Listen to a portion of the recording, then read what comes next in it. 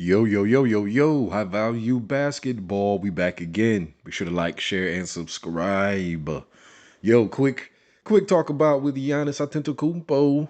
Once again, man, Giannis is showing himself to be the current generation Shaq. And with him doing so, he's exposing a lot of these goofy players that's simply just mad. Yo, so after Giannis has been putting up terrific performances, he put up 27 game one, 25 game two, 41 in game three, and 25 again, all within the past, 10 days or so. He's got the European media blazing over there, and they are basically saying the exact same thing that Shaq has been saying over here in the States. Had a couple of reporters and players basically giving, candid review, literally saying, Giannis is playing like Shaq out there. He is being utterly dominant near the rim. He's being utterly dominant in the defensive end. There's nothing anybody can do to stop him, and we've never seen anything like this since Shaq. That's essentially the easiest, most succinct way to put what these folks are saying.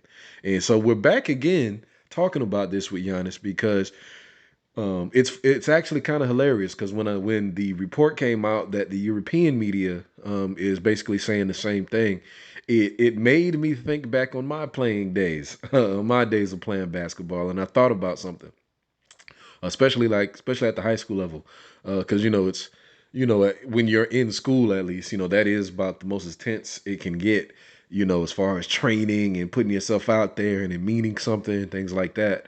And so I honestly thought about this one instance where we ended up playing some team from some part of town, that was way far away. Like they came in 2.5 hours to us, one of those type of games. And they had this one player where as soon as he came out the locker room, just looking at him come out the locker room, you already know, oh crap, it's gonna be a long night. And lo and behold, within the first couple of possessions that the team had, dude is already doing reverse dunks on us, like through the lane on people, and just being a complete all-star. And he had the effect of, it was just because he was simply bigger, faster, stronger, more elite in every single way possible. There was no one near him on our team that could light a candle to this dude physically at all. Nothing we could do. And so, because of that, he was utterly dominant. Of course, they won the game, but it also brought out that little tinge of jealousy that I'm now realizing when we see James Harden and Gilbert Arenas, throwing shots at Giannis. I recall that similar kind of energy because when dude just ran through the lane and just dunked on everybody, a part of me was like, man, you only doing that because you big. Like, man, you only doing it because you big, man. Go, man, get to the college level, bro, and then see. Wait till you playing against a whole bunch of other people your size. You ain't finna be that good. You only doing this because you bigger than us, bro. Now, I didn't necessarily ride with that. You know what I'm saying? I wasn't like hardcore in my head and my emotions, you know, going in that direction. However, I do understand and I do remember. And now I am seeing why a Gilbert Arenas or a James Harden could say something like that because that's what he's doing to these grown men out here. Just like with Shaq, there's nothing you could do to this dude. It doesn't matter if he doesn't quote unquote know how to play the game the right way. Talking about Gilbert Arenas' goofy self. The dude is just so much bigger, faster, stronger, athletic, tall that just him showing up already makes him darn near better than everybody else. And so yeah, so that pisses off people who don't have the same physical gifts as him. It pisses off people that train really, really hard and all of that type of stuff because they doing all of this training and yeah, all he got to do is show his ass up and spank your ass anyway. So I honestly thought about it for a second. I realized, yeah, I mean, folks was already saying that, Gilbert and James were just haters, and I agreed. But now I actually feel it. I don't know why it clicked when the Eurobasket media started saying, "Yo, this dude is Shaq. This dude is Shaq. This dude is Shaq." But it clicked. It clicked for me when it finally hit.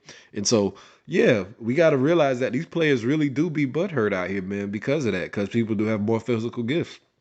And we got to think about it too because the media sometimes does sway um, credit a little bit towards other players, and maybe that's why Giannis and James Harden maybe saying the things that they say because Kobe got discredited due to the dominance of Shaq, and him being him being a teammate with Kobe, and essentially, him carrying, as they like to say, that he carried Kobe the first three championships. I don't say he carried, I say he led. And of course he was the leader because he was the most biggest, fastest, strongest, dominant thing the NBA has ever seen. I don't feel like Giannis is as dominant, so to speak, because he does play slightly differently, and it's not like just bouldering people at the basket. But yeah, as far as just the singular most dominating force in NBA history, I truly believe that was Shaq. And so because Kobe played with that entity of a player, it did it did leave us a little seed of discredit, because he never got the MVPs that he should have got.